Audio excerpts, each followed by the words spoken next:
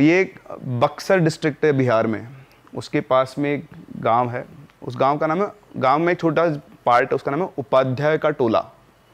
तो उपाध्याय का टोला नाम से तो लग रहा है कि वहाँ पे सभी लोग जो रहते हैं उपाध्याय होते हैं।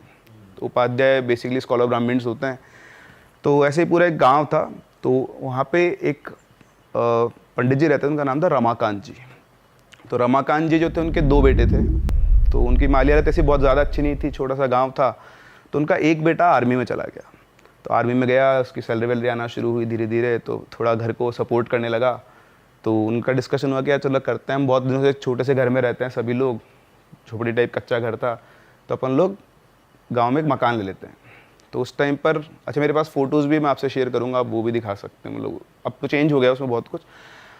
तो एक घर था, वो घर पहले वो ब्रिटिश टाइम का घर बना हुआ था, तो उसमें शायद वो उस टाइम अंग्रेज रहा करते होंगे, उसके बाद वो खाली पड़ा हुआ था। तो किसी का मालिकाना हक था उसके ऊपर, वो उनके पास गए, उन्होंने बातचीत की, तो उनकी डील हो गई। तो डील हो गई तो बोला अब ये घर अपन ले लेंगे। तो बेटे से बोला, पेमेंट वेमेंट हुआ। और अच्छा उन्होंने क्या किसी से पूछा ज़्यादा नहीं उस घर के बारे में। घर खाली पड़ा था बहुत टाइम से, तो गांव वाले को भी ऐसा कुछ कोई आइडिया नहीं था कि हाँ खाली पड़ा है, कोई रहता तो है नहीं। तो उन्होंने ले लिया घर। अब उस घर में क्या था, घर के जस्ट बरामदे के अंदर एक बहुत बड़ा पीपल का पेड़ था। तो बिल्कुल घर की खिड़की खुलते हुए वहाँ पे दिखता था। तो घर लिया, सभी को बुलाया, गांव में सभी लोग आते हैं, तो सभी के सभी पंडित। अब वहाँ पर सत्यनारायण भगवान की पूजा हुई। तो बीच में घर में हवन लगा और सत्यनारायण भगवान की पूजा के लिए पंडित जी आके बैठे और उन्होंने अपने वो श्लोक बोलना शुरू किए।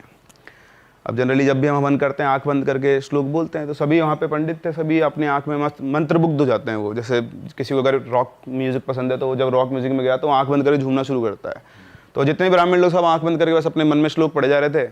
अब जो मेन पंडित जो श्लोक पढ़ रहे थे, उन्हीं के साथ साथ एक और आवाज़ पूरे हॉल के अंदर गूंज रही थी, बहुत मीठी आवाज़। मतलब आप ऐसा बोल सकते हो कि देवी आवाज़ होती है ना, कि जो सब झूम जाए आदमी। तो ऐसे बहुत अच्छे तरीके से और बहुत सही प्रोनाउंसिएशन से संस्कृत के अंदर कोई श्लोक बोल रहा है। तो जो पंडित जी थे वो खुद बोलते बोलते रुक गए। उन्होंने चारों तरफ देखा, बोल कौन रहा है, मुझसे भी अच्छा बोल रहा है।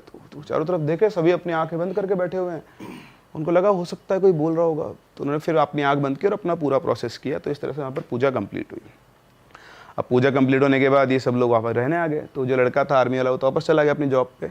इनका दूसरा बेटा था और इनकी वाइफ। अब ये 3 लोग उस घर के अंदर रहते थे। तो ये रहने लगे, ऐसा नॉर्मल चल रहा था सब कुछ, ऐसी कोई दिक्कत नहीं थी। फिर ये लोग लहसुन प्याज खाते थे। जनरली कुछ ब्राह्मण्स होते हैं जो लहसुन प्याज नहीं खाते हैं। तो इनकी जो वाइफ थी वो खाना बना रही थी और वो लहसुन प्याज छील के बैठी हुई थी। उसने चूल्हा जलाया और वो चूल्हा जलाया माचिस से, चूल्हा जले ही नहीं। उसने फिर चूल्हा जलाया, फिर नहीं जला। तो परेशान हो गई वो। मतलब उसने इवन मिट्टी का तेल डाल के जलाने की कोशिश की, नहीं जला। तो जब थक हार गई तो उसके पीछे से आवाज़ आई कि इस घर में लहसुन प्याज नहीं चलते। उसने बिहारी एक्सेंट में बोला था, वो एक्सेंट तो मैं भूल गया हूँ कैसे बोलते हैं, बट उसने बोला कि इस घर में लहसुन प्याज नहीं बनेगा। तो पीछे घूम के देखा उसने, कौन बोला, तो कोई नहीं था वहाँ पे।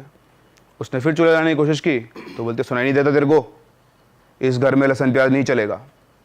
अब उसको जब दूसरी बार आवाज़ आई ना तो उसको कुछ समझ नहीं आया, तो उठी और भाग गई घर से बाहर और बाहर जाके बैठ गई अपने घर के बाहर, क्योंकि उसके हस्बैंड भी नहीं थे, बेटा भी नहीं था। फिर शाम को उसके हस्बैंड आए तो उन्होंने उससे पूछा कि तुम बाहर क्यों बैठी हो। तो बोलते कि मैं घर पे खाना बना रही थी और ऐसी ऐसी मुझे आवाज़ आई। तो उसने तो पागल हो गई क्या, ऐसा कुछ नहीं होता, चल अंदर। फिर वो अंदर गए, सब ठीक है, कुछ भी कोई दिक्कत नहीं, सब कुछ नॉर्मल है। तो इस तरह से एक इंसिडेंट उनके साथ ये हुआ। उनको, उनकी वाइफ को हुआ, वो घबराई हुई रहती थी। पर उस दिन के बाद से उन्होंने अपने घर में कभी भी लहसुन और प्याज छोड़ दिया। उन्होंने लाना ये सारे फेंक दिए और अपने पति को बोल दिया घर में लहसुन प्याज नहीं आएंगे, ठीक है। फिर इनका जो लड़का था उसकी एज ज़्यादा नहीं थी, 22-23 साल का होगा। तो एक दिन ये रमाकांत जी ऐसे गांव में घूम रहे थे, तो इनको रमाकांत जी ने बोला कि आपका बेटा तो वहाँ लेटा हुआ है, वो चौबारा वगैरह कुछ बोलते हैं उसको। तो गए वहाँ पर, देखा तो उनका बेटा बिल्कुल नशे में धुत। अब उनके पूरे खानदान में कभी किसी ने शराब नहीं पी और वो शराब पी के लेटा हुआ। और रमाकांत जी का गुस्सा हो गया, उन्होंने उसको उठाया, हरामजादे, पूरे खानदान में आज तक शराब को हाथ नहीं लगा, तो शराब पी के बैठा हुआ है। तो उसने पता नहीं कहाँ दोस्तों के साथ कैसे करके शराब पी ली। अब उसको नशे में पड़ा हुआ था, रमाकांत जी से क्या बोले, गुस्सा तो उनको बहुत आ रहा था। तो उसको उठा के घर पे ले आए। अब घर पे लाके उसको लिटा दिया। जैसे वो घर पे आया, लेटा सो गया आराम से, कोई दिक्कत नहीं। तो रमाकांत जी को बहुत गुस्सा आया, उनकी बीवी को बहुत गुस्सा आया और किसी और को भी बहुत गुस्सा आया। अब रात को करीबन 3:45 या 3 साढ़े 3 बजे के आसपास तो उनकी जो मदर थी, वो उनकी वाइफ रमाकांत जी की, वो उठी टॉयलेट करने के लिए। तो जैसे वो घर के जो हॉल था बेसिकली, उसमें खिड़की में पहुंची, तो पहुंचते उनकी बहुत तेज चीख निकली। उस पीपल के पेड़ पर उनका बेटा लटका हुआ था, और उसकी जो टहनियाँ होती है ना, उसी से उसका गला घुट कर वो लटका, उसकी लाश लटकी हुई थी। वो तो देखते बेहोश, उसकी आवाज़ सुनते ही रमाकांत जी भागते हुए आए। रमाकांत जी ने आके देखा, वो भी बहुत तेज चिल्ला रहा है, और रोना पीटना मच गया। आसपास के घर वाले आए, पूरे गांव में खबर फैल गई कि इस तरह से रमाकांत जी का लड़का पीपल के पेड़ पे मारा गया है। और अब मारा गया तो किसी को समझ में नहीं आया कि चक्कर क्या चल रहा है भाई साहब। अच्छा, इससे एक पहले एक छोटा सा पॉइंट में मिस कर गया हूँ। ये पूजा वूजा हो गई ना, उसके बाद यहाँ पर एक मंदिर था, ब्रह्म मंदिर बोलते थे उसको। तो वहाँ पर ये रमाकांत जी, इनके पास में एक और उपाध्याय जी रहते थे, उनके साथ गए थे। तो दोनों वहाँ गए, तो वहाँ पर उनको एक साधु मिले। वो साधु को उन्होंने पहले कभी गाँव में नहीं देखा था। तो ऐसे जैसे पंडित थे, तो देखा, साधु के पैर वैर छुए, बोले महाराज आशीर्वाद दीजिए। तो महाराज गुस्से में आके बोलते हैं, उनसे बोले कि जब भी जीवन में कोई बड़ा काम करो ना, तो अपने घर के बड़ों से बात ज़रूर करनी चाहिए, और अगर तुम मकान खरीद रहे हो तो उसके बारे में ज़रूर से बात करनी चाहिए। ऐसे आंख बंद करके मकान नहीं खरीदना चाहिए। तो अब रमाकांत जी ने मकान तो खरीदा था, पर उनको कुछ बात समझ में नहीं आई। तो उन्होंने पूछा, महाराज आप क्या कहना चाहते हो, मैं समझ नहीं पा रहा हूँ। तो उन्होंने बोला कि ब्रह्म राक्षस की आत्मा 24 साल से मुक्ति मांग रही है, अब तो तुम्हारा भला बजरंगबली कर सकते हैं। इतना बोल दिया, उसके बाद चुप हो गया। और रमाकांत सोचा नया नया मकान लिया है, ज़्यादा कुछ पूछूंगा दिक्कत हो गई, तो वो चुपचाप अपना उठ के आ गया। उसको बात तो समझ में नहीं आई। लेकिन अब वो आज कनेक्ट कर पा रहे थे, तो पूरे गांव में खबर फैल गई कि भैया इनके घर में ब्रह्म राक्षस है, क्योंकि वो जो उपाध्याय जी, तो उनके सामने बात बोली गई थी। तो अब लड़के की डेथ के बाद अब वो कार्यक्रम समझ में नहीं आ रहा, कोई कारण तो दिखे कि क्यों वो लटका है वहाँ पे जाके। तो वो उनको याद आए वही महाराज, वो वापस से उन महाराज को ढूंढने गए। तो वहाँ पे जाके देखा तो वो महाराज वहीं बैठे हुए थे। तो जाते उनके पैरों में पड़ गए, रोने लग गए, महाराज मेरा बेटा चला गया और आपने मुझे आगाह बताया क्यों नहीं। तो उन्होंने बोला कि वो ब्रह्म राक्षस है, उसकी जैसी इच्छा होती है ना वो वैसा करता है, वो बहुत शक्तिशाली है, तुम उसका कुछ नहीं कर सकते। उसको जब गुस्सा आता है ना, तो वो अपने जो भी शिकार है उसका, जिसके ऊपर गुस्सा आया है, उसको अपने हिसाब से मृत्यु देता है। तुम्हारे बेटे ने गलती की और उसको गुस्सा आ गया, इसलिए वो गया। तो उसने बोला महाराज मैं क्या करूं, घर छोड़ दूं। तो उन्होंने बोला तुम घर छोड़ दो, कुछ भी छोड़ दो, कोई फर्क नहीं पड़ता, तुमने उस ब्रह्म राक्षस को जगाया है और अब तुम्हें उसको मुक्ति दिलानी होगी। जाओ बजरंगबली का आह्वान करो, अब वही तुमको बचा सकते हैं, बाकी दुनिया की कोई ताकत तुम्हें नहीं बचा सकती। तो उन्होंने बोला महाराज मैं क्या करूं। बोला अनुष्ठान करो, अपने ऊपर भरोसा रखो, भगवान पे भरोसा रखो, अगर भगवान की कृपा रही तो शायद तुम उससे बच पाओ, उसे मुक्ति मिल गई, तुमने अगर उसे मुक्ति दिलवा दी तो वो चला जाएगा, वरना तुम्हें तो कोई नहीं बचा सकता। सर इसकी वैसे पावर, सॉरी मैं काट रहा हूँ बीच में स्टोरी, कि अगर इसकी पावर के बारे में बात करें ब्रह्म राक्षस की, तो आप बता सकते हो थोड़ा क्या, कितना पावरफुल होता है ये? बहुत एक्सट्रीम पावरफुल होते हैं, एक्सट्रीम पावरफुल। मतलब अगर आप, जैसा बताया गया है कि 8 से 9 फीट के आसपास की हाइट हो जाती है विजुअल जब आते हैं तो, और इसमें स्टोरी में भी डिस्क्राइब किया गया उनको। और ऐसे कहते हैं कि 2 ऐसे सींग से निकले हुए होते हैं जो राक्षस को दिखाते हैं, जनेऊ हमेशा होती है पहनी हुई, और बाकी तो पंडित का फेस होता है पूरा, टीका जरूर लगा हुआ होता है सिर के ऊपर। तो जो ब्राह्मण और राक्षस का मिक्सचर वो होते हैं पूरा। अब बोलने को आप इनको लेजेंड भी बोल सकते हो, बट जिनके साथ एक्सपीरियंस है वही बाली बात है। तो ये नॉर्मल पूजा से नहीं जाते? नहीं, पूजा ये जैसे नॉर्मल क्या होता है ना, मतलब इनमें लेवल होता है एंटिटीज का, मतलब 0 लेवल से लेकर ऊपर लेवल तक की। तो ये लेडर में बहुत ऊपर होते हैं, तो हर कोई इनको कंट्रोल ही नहीं कर सकता ना, दिक्कत है। तो मंत्र का ज्यादा असर नहीं होगा इन पे? इनको कंट्रोल करने के लिए, मतलब जो कंट्रोल कर रहा है उसका मीडियम भी बहुत हाई होना चाहिए, जैसे सीधा या तो किसी बड़े देवता से वो कनेक्ट हो रहा है, क्योंकि लेडर में देवता थोड़ा सा नीचे हैं बस। अच्छा। तो इसलिए तो वो उनको पावर इसीलिए मिल जाती है क्योंकि वो इतने बड़े स्कॉलर्स होते हैं ना, तो उनका जो मेंटल लेवल होता है, जो मेडिटेशन लेवल, जो अपन स्पिरिचुअल लेवल जो बोलते हैं, वो बहुत हाई होता है। तब एक नॉर्मल आदमी जो ट्रैप में फंसा हुआ है वो कहाँ उस स्पिरिचुअल लेवल को कनेक्ट कर सकता है। और आप ये भी कह रहे थे कि वो आपके साथ साथ वो कुछ भी आप, हाँ, आप जो भी मंत्र बोलेंगे, आप हनुमान चालीसा बोले, वो आपके साथ साथ बोलेंगे। मतलब वो डरेंगे नहीं? नहीं, आप हनुमान चालीसा बोलो, वो आपसे ज्यादा स्पष्ट और अच्छे प्रोनाउंसिएशन के अंदर बोलेंगे। आप संस्कृत का कोई श्लोक बोलो, वो आपके साथ साथ बोलेंगे, अगर वो वहां होंगे तो। बाप रे, तो सर उनसे बचा कैसे जाए? मतलब अगर उनके खुश रखो, उनके हिसाब से चलो, तो वो आपको तंग नहीं करे? नहीं, ऐसे नहीं कि वो चलते फिरते आदमी को पकड़ लेते, वो ही is not visible to anyone. वो जहाँ है वो रह रहा है, और वो आते जाते किसी को परेशान, छोटी मोटी आप गलती कर तो कुछ भी नहीं है, पर उसके एरिया में आके आपने कोई बहुत बड़ी गलती कर दी है, मतलब जिससे वो नाराज हो जाए, देन मतलब जैसे कहते हैं पेड़ पे सुसु कर दिया या ऐसा कुछ गलती कर दी किसी हाँ, ने। मतलब ऐसा हो सकता है, जैसे पीपल के पेड़ है, ऐसा पेड़ है, और वो देखो सीधी सी बात है, आपके घर के बाहर कोई टॉयलेट करके जाएगा, आप क्या करोगे उसका? हाँ इस केस में ये दारू पी कर आ गया था बच्चा, और प्लस लहसुन प्याज भी घर में था। हाँ, वो उनका नियम था ना, वो जब वो जिंदा थे, जब भी इस दुनिया में थे, उनका नियम था कि मेरे घर में शराब, मांस, लहसुन प्याज नहीं आ सकता है। पहले आपने एक गलती करी, आप लहसुन प्याज बना रहे हो। पहली बात तो आपने पता ही नहीं किया कि इतने टाइम से घर खाली पड़ा हुआ है, क्यों? हाँ चलो आप आए, आपको एक बार उसने आगाह कर दिया कि भाई लहसुन प्याज मत बनाओ उस घर के अंदर, फिर आपने इग्नोर कर दिया। अब क्या बोलेगा अगला?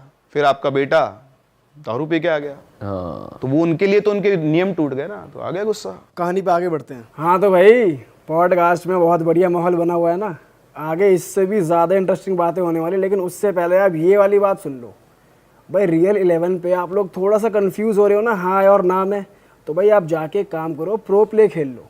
यहाँ पर भी आपको मैच के अराउंड बहुत ईजी क्वेश्चन के आंसर देने, और आप जीत सकते हो लाखों।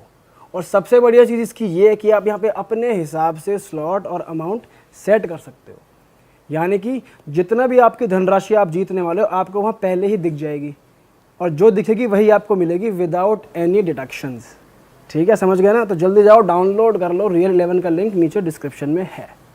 चलो अब पॉडकास्ट को आगे बढ़ाते हैं, पूरा देखना है एंड तक। चलो अब रमाकांत जी और उपाध्याय जी दोनों वापस घर पे आए, तो उपाध्याय जी ने रमाकांत जी से बोला, रमाकांत जी आप तो एक काम करो, बैठो, अनुष्ठान करते हैं।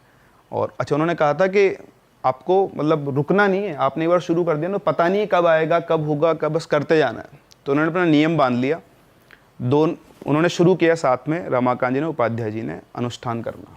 तो हनुमान जी का हनुमान अष्टक होता है, एक हनुमान कवच, हनुमान चालीसा, अंजनेय स्तोत्रम, ऐसे बहुत सारी चीज़ें होती है संस्कृत के अंदर। तो एक एक करके सबको पढ़ते थे। तो बैठे पूरा प्रॉपर, उन्होंने अपना पूजा रूम सेटअप किया अपने रूम के अंदर जाके, और वहाँ पे उन्होंने शुरू किया। पहले दिन दोनों ने बैठ के किया। अब जैसे उन्होंने श्लोक गाना शुरू किया, श्लोक उधर से भी आना शुरू हो गया, और श्लोक आ रहे थे पीपल के पेड़ की तरफ से, मतलब जो खिड़की थी वहाँ से आवाज़ आ रही थी। तो अब तो पता ही था सबको, तो वहाँ पे श्लोक चल रहा है। वो घबरा गए शुरू करते ही। आप सोचो, आप भगवान की पूजा करने बैठे हो, आपको पता है कि ऐसी एंटिटी आपके आसपास है, और आपने शुरू किया और वही आवाज़ आपके साथ भी आने लग गई। तो बेसिकली उसको विचलित करना चाह रहे थे शुरुआत में, क्योंकि वो डिटर्मिनेशन देखते हैं इंसान का बहुत। तो जैसे वो आवाज़ आई, दोनों घबराए दोस्त। फिर इधर उपाध्याय जी बोले, रमाकांत जी भगवान पे भरोसा रखो, हनुमान जी साथ में, आप तो करो, मैं भी आपके साथ बैठा हूँ। तो पूरे दिन बैठ के उन्होंने अपना वो पूरा कंप्लीट किया। फिर उसके बाद शाम हुई, तो वो उपाध्याय जी बोले कि रमाकांत जी बस ऐसे ही रोज़ाना आपको करना है। वो भी कब तक बैठ पाएंगे, रोज़ तो नहीं बैठ सकते, उनके भी काम धंधे वगैरह सब कुछ है। तो बोले कि आपको कंटिन्यू करना है, कभी ज़रूरत पड़े मुझे बुला लेना। तो अब उधर रमाकांत जी ने नियम बांध दिया, वो रोज़ सुबह उठते और घर के अंदर रोज़ाना श्लोक चालू, और उधर से आवाज़ चालू, दोनों सेम काम साथ साथ चलते थे। 107 दिनों तक लगातार उन्होंने ये काम किया। अब इमेजिन करें, 107 दिन का उनका पूरा दिनचर्या बन गई थी, ये खाना वाना खा पी के अपना सब कुछ करके। 107 दिन तक कुछ भी नहीं हुआ। 108वें दिन वो पूजा कर रहे थे, और पूजा कर रहे थे तभी उन्हें ऐसा लगा कि उनके पीछे कोई खड़ा है ना। पीछे कोई खड़ा तो आपको सेंसेस तो हो ही जाते हैं। तो उनको लगा कोई पीछे खड़ा हो। जैसे उन्होंने पीछे घूम के देखे, तो उनके पीछे एक आदमी बैठा हुआ था, मतलब वही ब्रह्म राक्षस के साथ साक्षात था। तो जैसा डिस्क्रिप्शन दिया उन्होंने कि करीबन 7-8 फीट का आदमी से बैठा हुआ है, और उसके सब जगह खून लगा हुआ है, मतलब, और वही 2 सींग ऐसे निकले हुए हैं, और वो बहुत खतरनाक आंखों से उनको घूर रहा है। वो कुछ ना कुछ संस्कृत में बड़बड़ाया, और जितना कुछ बोला, रमाकांत जी बेहोश। अरे तेरी, आप देख लो ना, अगर आप एकदम से ऐसे देख लोगे तो आप अपने भी बेहोश हो सकते हैं, फ्यूज उड़ जाता है सारा। उससे उठे, वो उठ के वो बोले कि देखा तो कोई भी नहीं है यहाँ पे। तो उसकी बीवी आई थी कि आप बेहोश क्यों हो गए? तो उन्होंने बताया कि ऐसे ऐसे मेरे को सामने दिखाई दिए। तो उनको समझ में नहीं आया कि दिखाई क्यों दिए। तो फिर वो वापस से अब किससे पूछें, तो उनको तो एक ही आदमी नजर आए, वो साधु। तो वहाँ गए मंदिर पे, देखा तो साधु है ही नहीं वहाँ पे। सब जगह ढूंढ लिया, साधु महाराज नहीं मिले। अब वो अकेले फंस गए, करूँ तो क्या करूँ। फिर वो वापस अपने घर पे आए। अब उनका अनुष्ठान भी टूट गया, अब वो समझ में नहीं आ रहा उनको क्या करना है। तो वो सोए आके। तो जैसे उनको नींद आई ना, एकदम से उनकी आँख खुली, और आँख खुल के उनको ऐसा लगा कि अपने आप ही वो उस पीपल के पेड़ के वहाँ चले जाएं। उनको ऐसा फील हुआ अपने आप से, कोई आप बोले एनलाइटनमेंट हुआ या फिर ऐसा कोई ऑर्डर आया, उठे और वहाँ जाके और पीपल के पेड़ के पास खड़े हो गए। फिर उनका मन किया कि मैं यहाँ बैठ के पूजा करूँ, तो वो अपना सारा उन्होंने सेटअप किया वापस से, हवन वगैरह सब, और वो बैठ गए उसके अंदर पूजा करने। और जैसे उन्होंने अनुष्ठान शुरू किया, उनकी नज़र पड़ी पर पीपल की डाल पर, तो वहाँ पर वही ब्रह्म राक्षस बैठा हुआ था पीपल की डाल के ऊपर, वो इनको घूरे जा रहा। अब इनकी हालत ख़राब, इनको डर लगे बुरी तरह से कि यार सामने वो बैठा हुआ है, क्या करेगा ये मेरा। पर इनका निश्चय, दृढ़ निश्चय कि नहीं, अब तो मैं अनुष्ठान पूरा करूँगा। और उन्होंने वहाँ पर बैठकर सारा अनुष्ठान करना शुरू किया, और इधर ये करे और उधर से वहाँ से आवाज़ चालू। और अब आवाज़ जितने लोग खड़े सबको सुनाई आ रही है, ऐसा नहीं कि सिर्फ अकेले को सुनाई आ रही है। अच्छा। दिख रहा किसी को नहीं, दिख रहा एक ही इंसान को है, लेकिन सबके सब अनुष्ठान कर रहे हैं, पूजा चल रही है साथ साथ में। फिर बहुत देर तक वो करते हैं, फिर उनको सामने से एक ऐसे रोशनी से चलती दिखाती आई, और एकदम से वो रोशनी आके ऐसे फैल गई। रमाकांत जी बेहोश, उसके बाद सब कुछ शांत। वो दोबारा उठे, उठ के देखा तो उन्हें वो कहीं दिखाई नहीं दिया। मतलब जो एनवायरनमेंट था वो बहुत लाइट हो चुका था उनके लिए। करीबन सुबह 4-5 बजे तक का ये सारा प्रोसेस चला उनका। फिर वो सीधे उठे और अपने वो उपाध्याय जी ने डिस्कस किया आपस में, वापस से वहाँ गए मंदिर। तो मंदिर पे वही साधु बैठे हुए, तो जाके उनको प्रणाम ना किया और बोला कि महाराज ऐसा हुआ। तो उन्होंने बोला कि रमाकांत जी, आपके दृढ़ निश्चय से उस ब्रह्म राक्षस को मुक्ति मिल गई है, अब आपको कहीं जाने की ज़रूरत नहीं है, आप इस घर के अंदर रह सकते हो, अब आपको कोई परेशान नहीं करेगा। वो जो था वो जा चुका है और बस आप रहो आराम से। तो उन्होंने कहा कि सब क्या रहूँ, मेरे तो बेटा चला गया, हनुमान जी कहाँ थे जब मेरा बेटे को मार रहा था। तो उसने बोला कि ये सब हमारे बस की बात नहीं है, हमारे इच्छा की बात नहीं है। उसने गलती की, उसने सजा दी, आपने उसको मुक्त करा के उसको बाहर हटा दिया है, अब आप आराम से यहाँ रह सकते हो। तो वो कुछ टाइम और रहे वहाँ पर, फिर उसके बाद वो वहाँ से चले गए, बेच दिया उन्होंने वो घर। आज भी वहाँ कई लोग रहते हैं, लेकिन उसके बाद कभी उनको कुछ ऐसा कुछ फील नहीं। अरे वाह, आपने ये वीडियो यहाँ तक देख ली भाई, तुमने हमारी मेहनत सफल कर दिया। तुम ही लोग हो असली रियल हिट। और अगर आपको बहुत मज़ा आ रहा है ऐसी क्लिप्स में, ऐसी वीडियोस में, तो फटाफट जाइए प्लेलिस्ट पे, बिंज वॉच कीजिए, सारी वीडियोस देख डालो और मौज काटो। That is it. हम मिलेंगे नए पॉडकास्ट में, नए क्लिप में। Till then bye bye, see you, take care, do subscribe.